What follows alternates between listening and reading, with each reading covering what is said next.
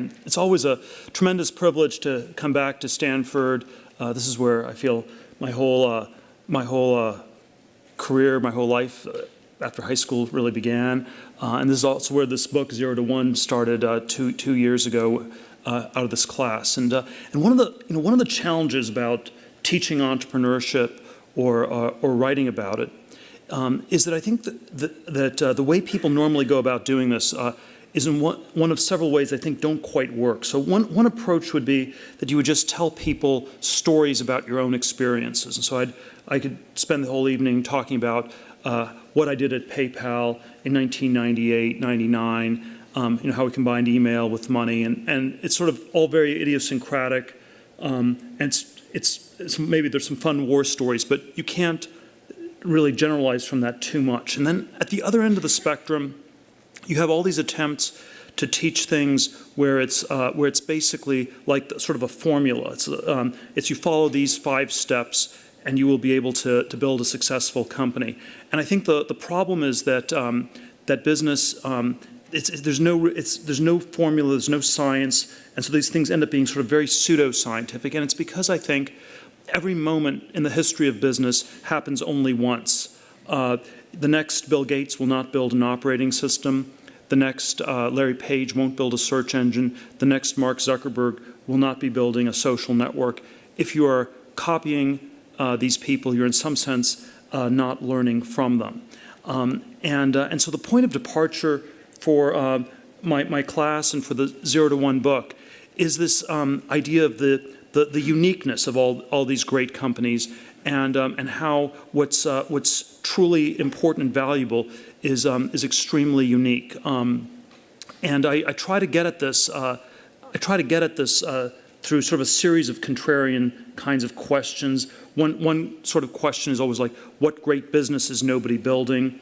There's a more intellectual version of it, which I always like to ask as an interview question, and it's, tell me something that's true that almost nobody agrees with you on.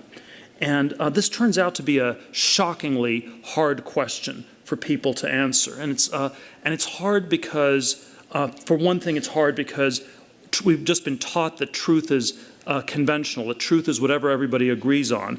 And so coming up with something new that people don't already agree on puts us in a very uncomfortable sort of a place. It sounds like it's really hard to do this, and so you have to be really, really brilliant, or so we think.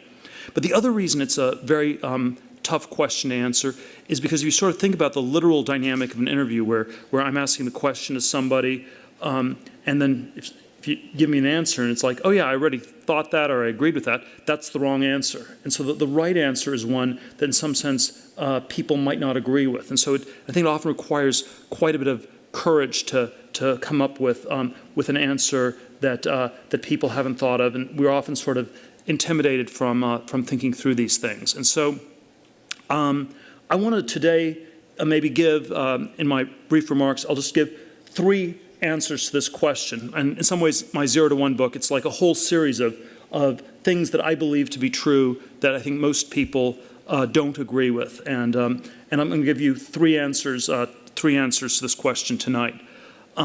First answer that I believe, and this sort of follows from the uniqueness of these companies, is I think that the opening sentence of Anna Karenina is that all happy families are alike, all unhappy families are unhappy in their own special way. And I think the opposite is true of business. I think all happy companies are different. They're doing something unique. All unhappy companies are alike because they fail to escape the essential sameness of competition. And when the Wall Street Journal excerpted that chapter in my book, the chapter is entitled "All Happy Companies Are Different." They retitled it as "Competition is for Losers," which is kind of a sort of got people's attention, and it's of course because we normally believe the opposite. We believe that the losers are the people who don't compete intensely enough. And so you're a loser if you're not competitive or not really competing, but not that you're a loser if you're somehow too obsessed with competing, because if you're too focused on competing, maybe you're losing sight of what's really important. And the sort of way I articulate this is that I think the most important distinction in business that people don't talk about enough is that there are two kinds of companies in this world. There are companies that are competitive, and there are companies that have monopolies. If you're a one-of-a-kind company, a happy company that's doing something different, you are a monopoly. It is the goal of every founder, of every entrepreneur. It should be their goal to try to build a monopoly business. And so, or to frame this as a sort of an unconventional truth, most people believe that capitalism and competition are synonyms, and I believe capitalism and competition are antonyms. I believe that a capitalist is someone who's in the business of accumulating capital. A world of perfect competition is a world where all the profits are competed away. And so the example I sort of use throughout of a bad type of business to go into is opening a restaurant, which is super competitive, and nobody ever makes any money doing it.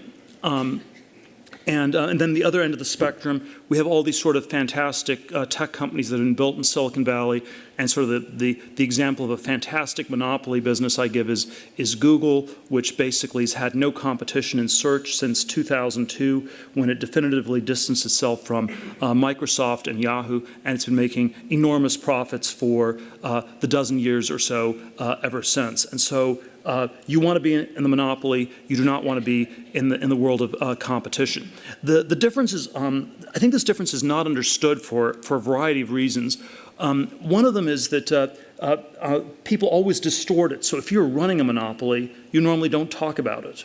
You learn not to talk about it, and you avoid talking about it normally by pretending that you're in a much larger market. So Google would never say that it's a search engine. It would say it's a technology company. It's competing with Apple on cell phones, and it's competing with Facebook on social, and Amazon and Microsoft. It's going to be competing with the car companies with its self-driving car, and it's in this big, big space called technology, and there's just competition everywhere. And conversely, if you're running a super competitive business and you're trying to raise money for it, you want to tell people some unique, differentiated story. So if you're trying to open a restaurant in Palo Alto and the investors tell you, well, I don't want to invest in that because restaurants are bad and I will just lose all my money, you'll say something like, well, this is a unique restaurant. It's totally different from all the others. It's the only British food restaurant in Palo Alto. And of course, that's sort of a fictional submarket, because it's quite possible that there are no people who eat nothing but British food, and so you're still competing with other restaurants, and maybe even some in Menlo Park, and maybe some in Mountain View, because people might actually drive a few miles or something like that. And so it's, again, this, you tell a story where the market's fictionally too small. And so the people who don't have monopolies pretend to have them. The people who have monopolies pretend not to have them. The apparent difference is quite small. The real difference is really big. So that's sort of intellectually why we don't understand this monopoly question. I think there's also a psychological part of this as well, though, that's very subtle, but I think is very important to understand, where we sort of are taught that competition is valuable, and there sort of is this safety in crowds, that if a lot of people are trying to get something, it must be a good thing to do. It's like if there's a long line of people waiting to get in somewhere, you just get in line. You don't even ask why people are standing in line, and we sort of and so there is sort of like this psychology where already in the time of Shakespeare, the word ape meant both primate and to imitate, and there is something about human nature that's ape-like, sheep-like, lemming-like, herd-like. We're attracted to these things where a lot of other people are doing them. This is, I think this is always a challenge with a lot of the ways we're taught in school and we're educated, where you're taught to compete for all the same credentials. If you're on an athletic team in high school or college, you're competing on things there. The competition has the effect of definitely making you better at that at which you're competing. So if you spend years prepping for an SAT test, you'll get better at taking the SAT test. Or if you're on a swim team in high school, you'll get better at swimming because you're focused on beating the people around you. But it always sort of comes at this price of possibly losing sight of broader questions of what's really valuable or what's really important. There's a there's a crazy line from Henry Kissinger talking about his sort of fellow faculty members at Harvard, where he said, the battles in academia are so ferocious because the stakes are so small. And this always, it always seems like, well, this is sort of like a formula for insanity. Why would the battles be so ferocious? And if the stakes are small, there's no real need to fight. And so it's just sort of like describing some sort of mass insanity. But on another level, it's also, I think, describing the inner logic of a situation where if the stakes are small, if the differences are small, you have to fight much harder to differentiate yourself, and the competition gets more and more intense. And so we end up with these dynamics where everyone tries to go through the same tiny door when maybe there's a huge gate just around the corner that nobody wants to explore. And I think that's sort of the dynamic we're always up against. There's a version of this phenomenon in Silicon Valley where it's sort of a strange way in which there are a lot of people who seem to have Asperger's or something like that seem to do really, really well in all these companies. And I always think this should be turned around as a critique of our society, where what does it say about our society where anyone who's well adapted socially is talked out of all of their original ideas before they're even fully formed, because they sort of pick up all these social cues from people. Oh, that's a little bit too weird. That's strange. Nobody's done that before. Maybe you should not do this. And so that the people who are not able to understand what people around them are doing are somehow able to explore some of these original ideas much further. There's this very strange set of studies that's been done around Harvard Business School, where they, and you think of sort of business schools as consisting of the anti-Asperger profile of people. So it's people who are extremely extroverted, sort of hypersocial, often don't have any really strong convictions, but I won't make this too sweeping a generalization. And you sort of have a hothouse environment where you put all these people in one place for 2 years, and you sort of say, well, what do they do at the end? And it turns out sort of at Harvard, they've done these studies over 30 years now. At the end, they always go into, the largest number always goes into the wrong field, because they sort of talk themselves into all trying to ride the last wave. So, 1989, everybody wanted to work for Michael Milken. This was 1 or 2 years before he went to jail. No one was ever really interested in internet or technology businesses except 99, 2000, just as the dot-com bubble was about to blow up. In the last decade, it was all sort of housing and private equity. And so there is this, this really deep dynamic where, even though rationally we should avoid competition and we should aim for monopoly, psychologically we seem to always find it much more comfortable to go with the large crowds of people. But there is no wisdom in crowds. This is an anti-Malcolm Gladwell thing. There's no wisdom of crowds. There's only really ferocious competition. So think about this really hard. Second big picture contrarian thought. When I ask this question, tell me something that's true, or how many great businesses are not being built, one answer people intuitively have on this, which they don't quite articulate, but I think a lot of people have, is this sense that there aren't really very many answers to this question. We've actually discovered most things, or if there are things we haven't discovered, they're super hard to figure out. And I sort of suggest this trichotomy of 3 categories of conventions, things that everybody already knows to be true, mysteries that are almost impossibly hard to figure out, and things that are in between, which I call secrets, things that are hard to figure out, nobody knows yet, but if you work at it, you can figure out. And it's my claim that a secret or sort of some idiosyncratic body of knowledge is often at the core of all these great businesses. It's something you're very passionate about learning about. In the case of PayPal, we were very interested in this question of cyber cryptography and currency on the internet. And so we had this fantasy about building the new world currency. This was our T-shirt. And it really sort of was this area we explored in tremendous depth. And then it did actually stimulate a lot of our thinking about how to build this payment system that ultimately worked. So we failed to build the new world currency. We did build a reasonably successful payment system. But it's sort of this idea that there's something you can figure out that other people don't know yet. And there are sort of certain common sense ways in which this used to be the case that's not the case anymore. If you were growing up in the 17th or 18th century, you could look at a map and there'd be some empty spaces on the map, and you could say, well, who knows what's there? I could become an explorer and find out. It's a hard thing to find out. It's probably kind of dangerous to go there, but it's a secret you can actually figure out. Or in the 19th century, you could sort of do basic chemistry, and you could discover new elements in the periodic table of elements. And there's a way in which, obviously, geography or basic chemistry are not places where there are any secrets left. And so, the entire map of the world's been explored.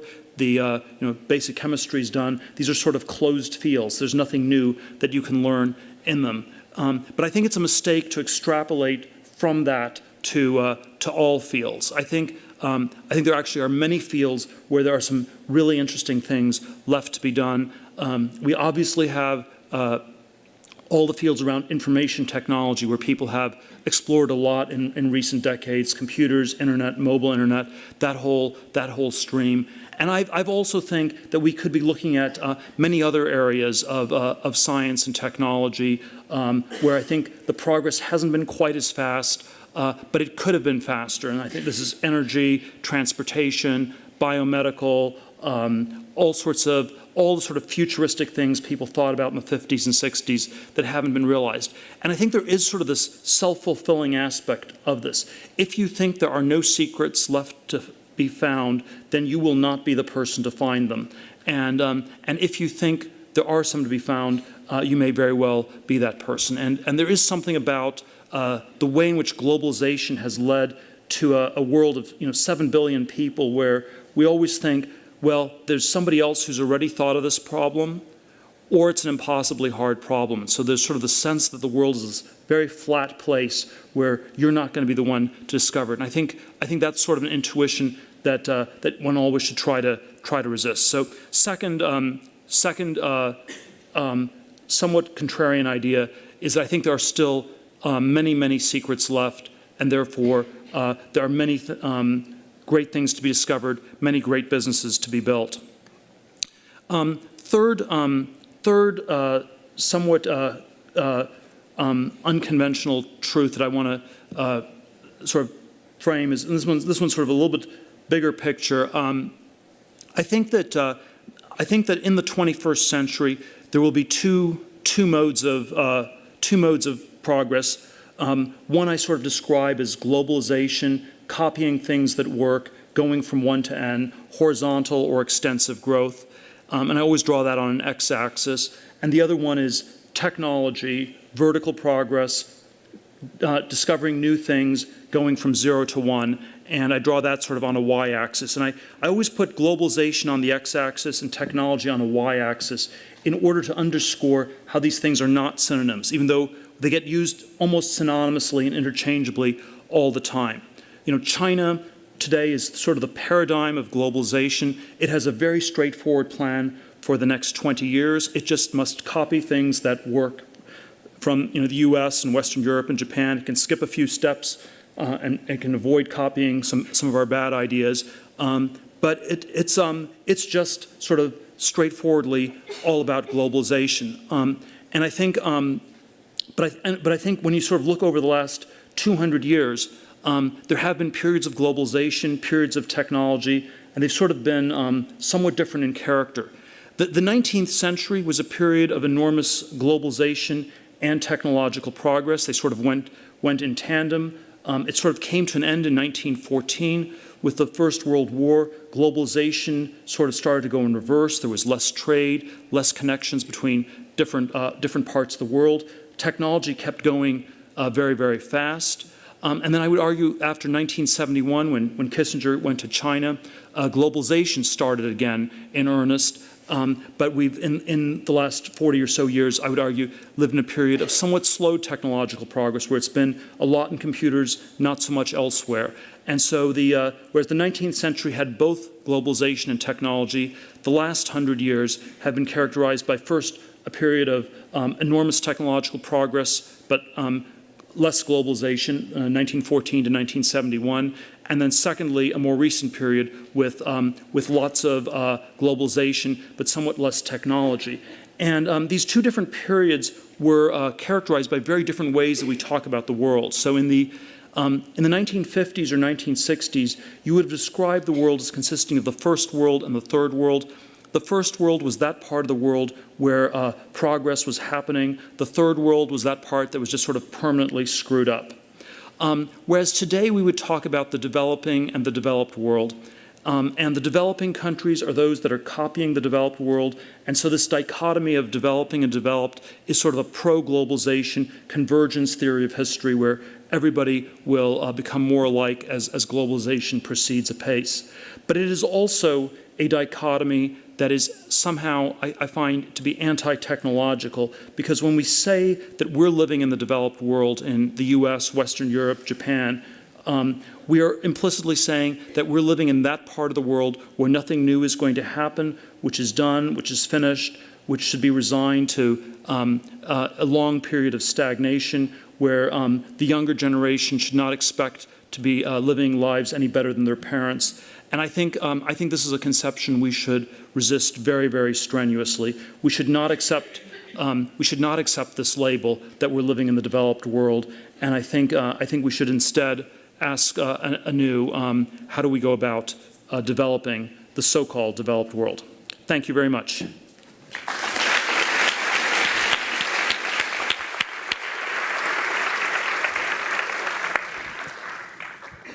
Thank you, Peter. I want to remind you, if you haven't asked a question through the hashtag #TealStanford, you still can. I'm going to get the ball rolling here, but Peter's agreed to take some questions from the group. Just submit them by Twitter, and I'll ask them.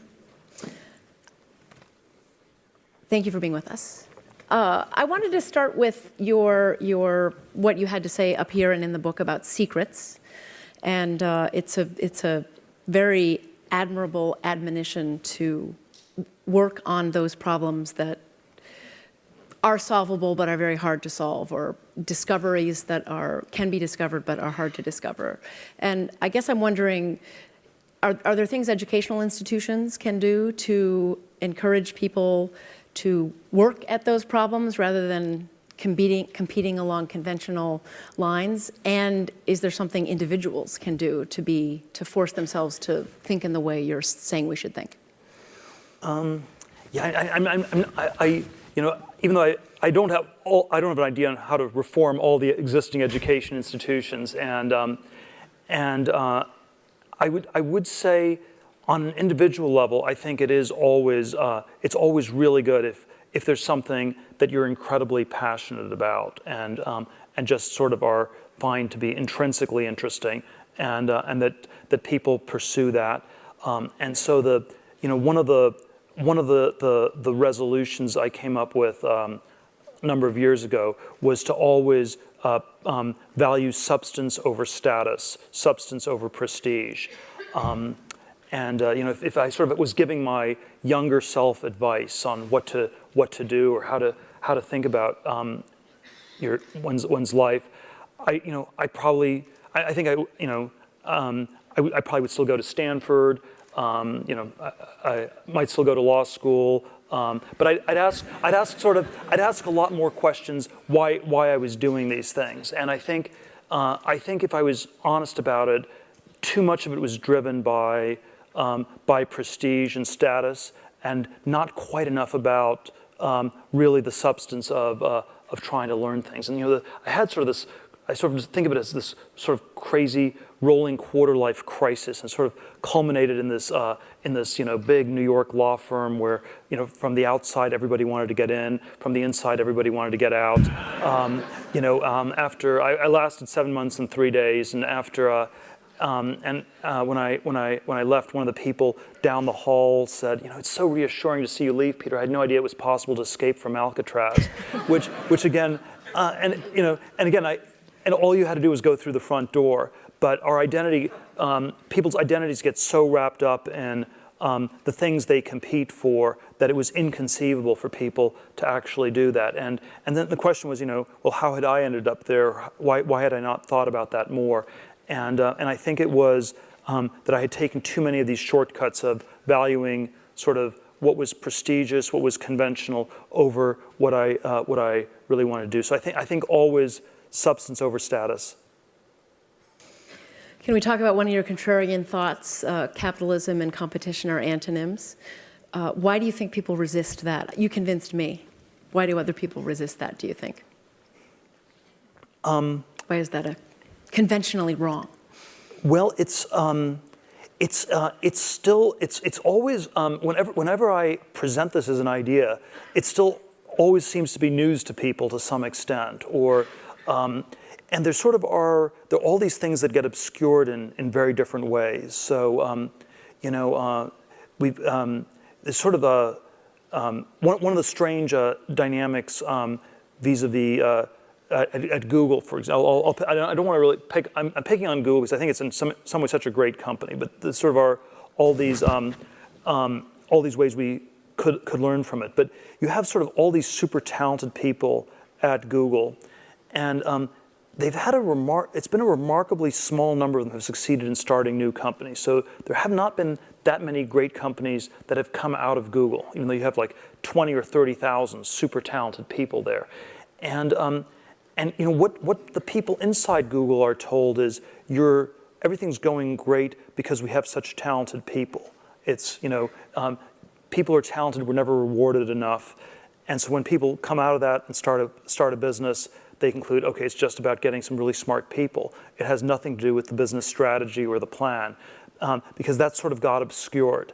And so there are so you talk about talent when you don't want to talk about monopoly. Or something like that. And so I think there are all these contexts where people just don't talk about it.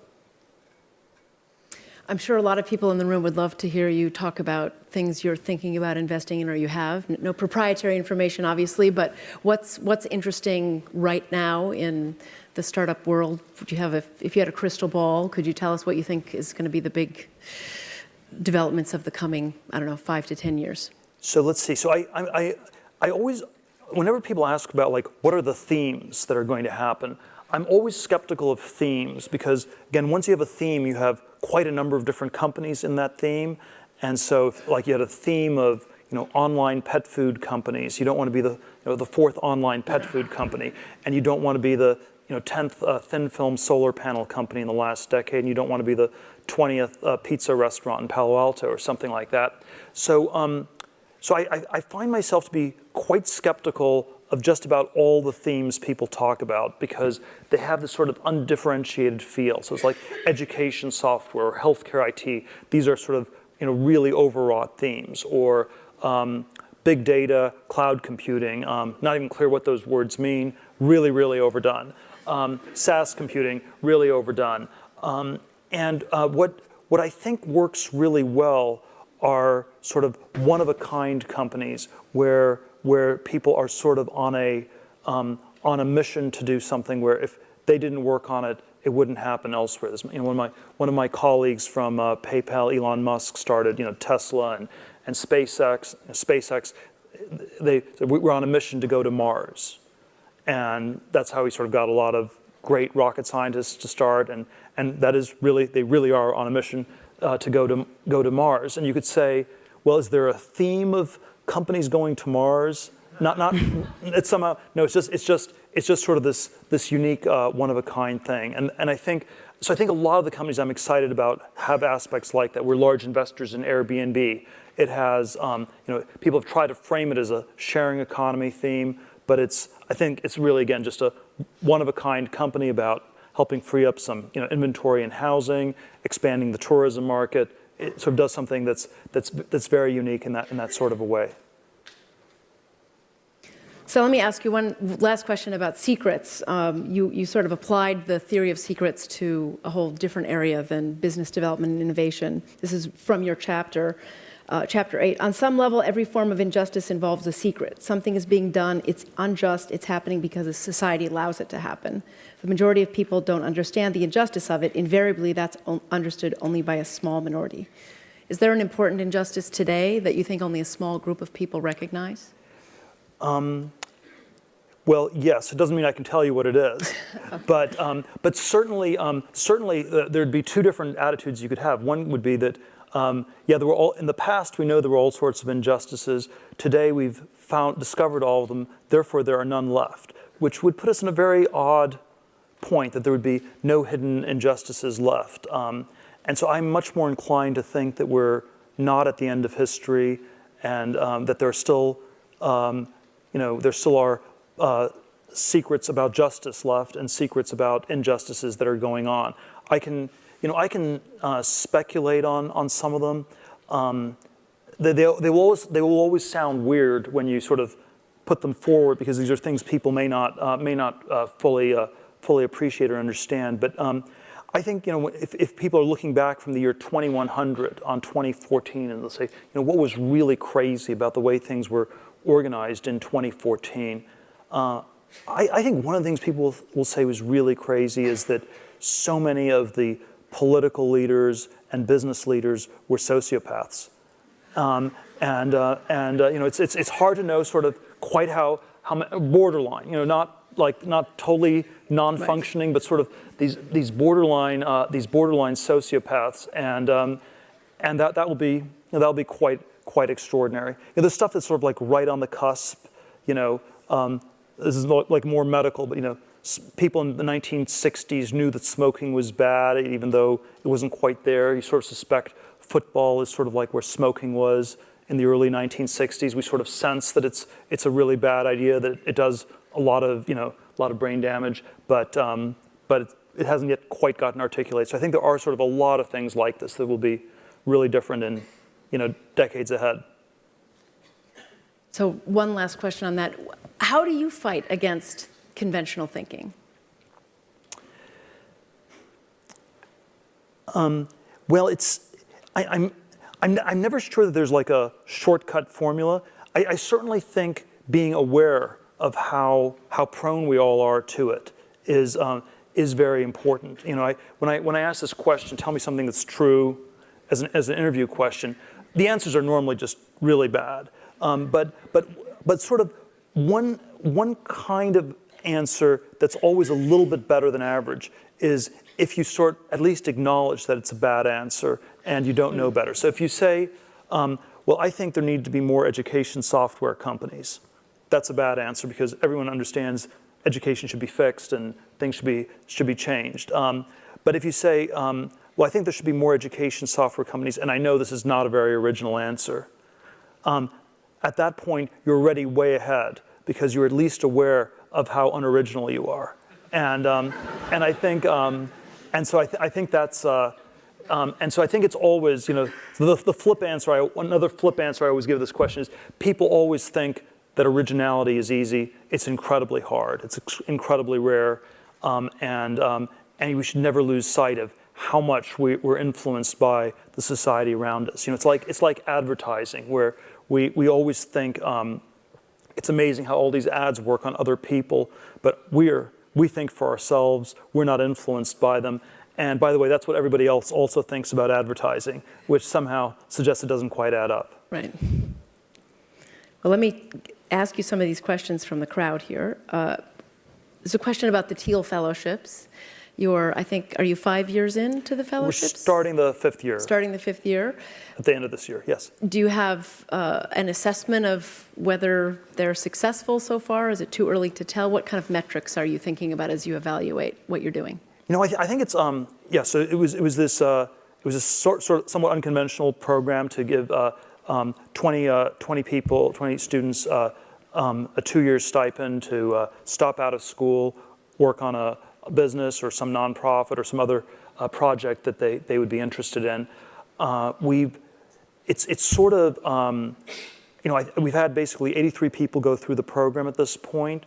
I think it's been a very powerful experience for almost all the people in it. They've learned a lot. Some have gone back to college. So the first year we had 24. 5 ended up going back to school, sort of 2 years ago when that ended. But then, a number of others have started some pretty successful companies. We've raised about $60 million in venture capital in aggregate. So it's been it's been quite successful. We're sort of getting more applicants each year. We've sort of built out some peripheral programs, summit series for younger entrepreneurs to get involved. But it really has captured a lot around the zeitgeist.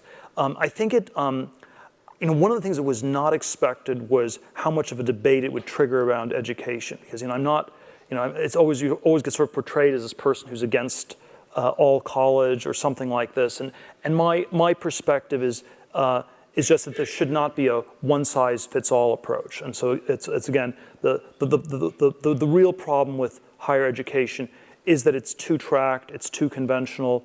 If we say that you go to Yale or you go to jail, that's not the way we really want our society to be structured. We want there to be many different kinds of options people can pursue. And I think so I think the program generated a tremendous amount of debate and discussion because people do sense that there's something odd about how hyper-tracked things are. And there are many cases where people amass huge amounts of student debt, and then it's not clear. It limits their career choices in all these different ways, and so there are sort of a lot of questions like that people are asking.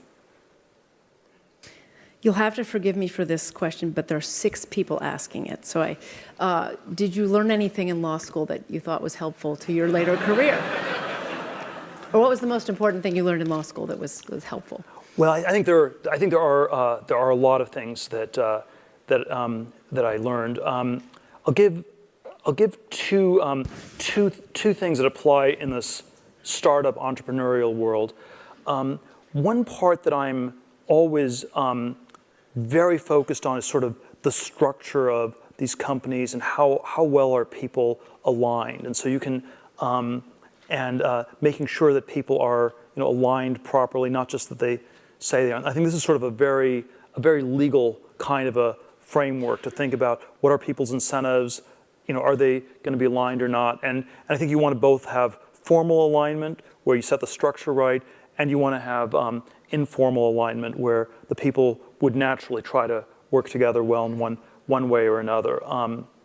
And I think that somehow tends to get obscured in all these other ways. There's always a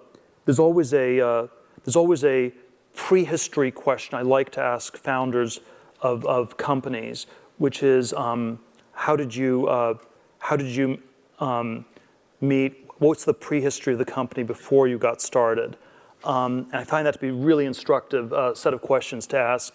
A bad answer is something like, we met a week ago at a social networking function, at a business networking function. We decided to start a company because we both wanted to be entrepreneurs. That's like saying, I married the first person I met at the slot machines in Las Vegas. And you might hit the jackpot, but it's probably a really bad idea. And a much better answer is, we've been talking about this for a long time. Maybe one of us is more on the tech side, the other one's more on the business side. We have these sort of complementary skills. And so I think this question of alignment and structure is incredibly important.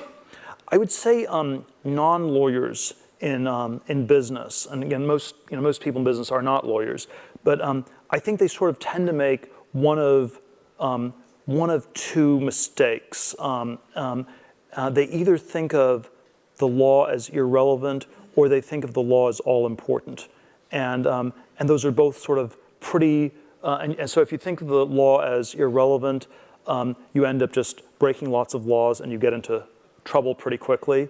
And if you think it's all important, you probably end up, you can very easily sort of get at a point where you just get handicapped by the law, and it stops you from doing anything. And so I think that having sort of an intermediate perspective on it as critical but not all important is actually a really valuable perspective to have. A lot of questions have been provoked by your discussion of monopoly, and a lot of questions here are about, does this, your view about monopoly, does it suggest anything about innovation policy? One way to put the question is Google now AT&T? Should it be broken up? Can the monopoly be too big? And do you have views about when it is too big? Yeah, so there's always a political or question. So from the inside, monopoly is always a good idea. From the outside, it's much more debatable. And I would say the basic distinction I give is that I think monopolies deserve the bad reputation they have in a static world where nothing changes, because that's where the monopoly is just a rent collector or a tax collector of one sort or another, artificially restricts supply, and that's sort of a bad monopoly. A good monopoly is one that actually has invented something new. So when Apple came up with the iPhone, it was the first smartphone that worked, and so it, for many years, had a monopoly on smartphones. I would argue it still actually has it with the brand and with a lot of the network effects that's built up around it. And that's in a dynamic context, that's a monopoly that actually creates, doesn't create scarcity, but creates like a whole new thing. So it's, people are lining up to get iPhones because they didn't even exist before. And so I think that's a good one. And so then there's always a question, so I'd say the question is, how static is technology at this point? I would say I think the government has gotten it wrong historically. So we went after IBM in the 70s just as things were going from hardware to software anyway. I think, and people can debate this history, but I think we went after Microsoft in the late 90s when it was all going to shift to the internet anyway, and there's no reason to think Microsoft would have dominated the internet in the same way they dominated the desktop. So I think very often the intervention's been somewhat too late, and I'm also would be skeptical of the EU intervention on Google at this point, which I think people are underestimating in Silicon Valley, and there's a sense that that's building up. So we have a couple questions about secrets and disclosure. Your idea of what a secret is and how we should be pursuing it, and what is the relationship between that and when it can be disclosed. When can companies disclose their secrets? Should they do that? What's the wise thing to do? Well, I suppose sort of just to one framework is if you have a secret, it's on the one hand, if you tell nobody about it, it doesn't do anybody any good at that point, or there's not much you can do with it. And if you tell everybody about it, maybe that ends up diluting it in all these ways. And so I actually often, in some ways, I define a company as a group of people who have a secret, or a great company. You have, and that's actually what defines, and it's just so you tell just the right number of people, and that's the people in the company or working on a particular project. I'm somewhat skeptical about how well, we certainly have patent laws and sort of all these sort of laws that give you legal monopolies in secrets you discover. I don't think they work all that well in practice, but I think sort of the idea behind them is a good one. And so you always want to think about how do you preserve your secret in a way that's valuable for quite a long time. I have a question here you can decline, but a request that you expand your recent comments about Twitter that you made on CNBC. Well, there always are all these sensitive microphones all over the place in our hyper media saturated and Twitter saturated society. But I had made some comments to the effect that I thought it was a rather mismanaged company. I said something like, that maybe there was a lot of marijuana smoking going on. The CEO, and Dick Costolo, in very good humor, did tweet back that he didn't have time to respond since he was busy eating a large bag of Doritos. But the context in which I put it was that I think Twitter's actually a fantastic business. They have a fantastic core idea. And one of the things that is true of these monopoly-like businesses is you don't have to be operationally that airtight. And so the 140 character idea was a really good one. It took off like crazy. Nobody else could catch you once you had it. You could tell people about it, but then so many people adopted it that you ended up as the leading company. And so when you have a great monopoly business like Twitter, you often don't have to be run all that operationally well, and so that's sort of the context. Whereas if you're opening a restaurant, you have to be operationally super tight on everything. I have a couple of questions about the influence of libertarian philosophy on your thinking today and over the course of your life. Well, I describe myself as libertarian in that I'm socially liberal, fiscally more conservative. I think temperamentally I'm more of a political atheist, though, in that I just don't believe that the political system is the place where we solve our problems. And so you get sort of caught up in these political debates.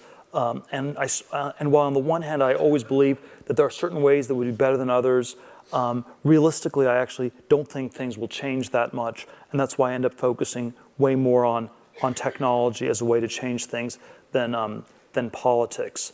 One of the, there is sort of one mode of the libertarian stuff where it's just, you say these are just these timeless and absolute truths. And I don't think that's not quite the way I think about it. I think that it somehow is more true today than it was in the past. And that, for example, and again, the question I'm always most interested in is technology, science. How do we have more technology? How do we have science innovation? And then a political version of that question is, could the government be doing more to foster these things? And I think the sort of nuanced answer is it actually did a lot more in the past, and it seems much less capable of doing things today. And so, you had a Manhattan Project where you build a nuclear bomb in 3.5 years.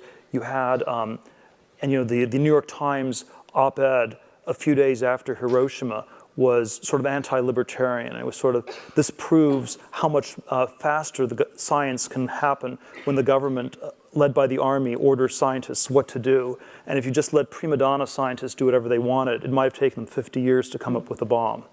Now, they don't write op-eds like that at the New York Times anymore. Or you have something like the Apollo program in the 1960s, and you have a sense you could not do a Manhattan Project, you could not do Apollo today, and so I do think that there's this really odd question of why there's been this decline of competence that we should explore a lot more. But given this decline, that's why I think libertarianism, in a sense, is more true, because for whatever reason, the government seems capable of doing so much less than it was 50 or 70 years ago. Well, there's a deep question here about whether we have a meritocracy in America, but we don't have enough time, so I'll just ask you, Star Trek, Star Wars. I think you come out pretty clearly in your book on this. Yes, we're, well, this was well, certainly in the PayPal context, was that we were always pro-Star Wars and anti-Star Trek, because Star Trek is the communist series, Star Wars is the capitalist one. In the Star Trek world, there is no money, because you have the transporter technology, and it can sort of create anything you want, and only sort of mentally ill people actually want to have money in the Star Trek universe. Whereas the Star Wars world, the whole plot line is driven by how Han Solo needs to pay off his debts, and so it has sort of this whole money as a key driver of the plot. So if you're creating a new payment system, you don't want to model it too much on the Star Trek world. Well, I want to thank all of you for coming tonight, and let us all thank Peter for this wonderful hour.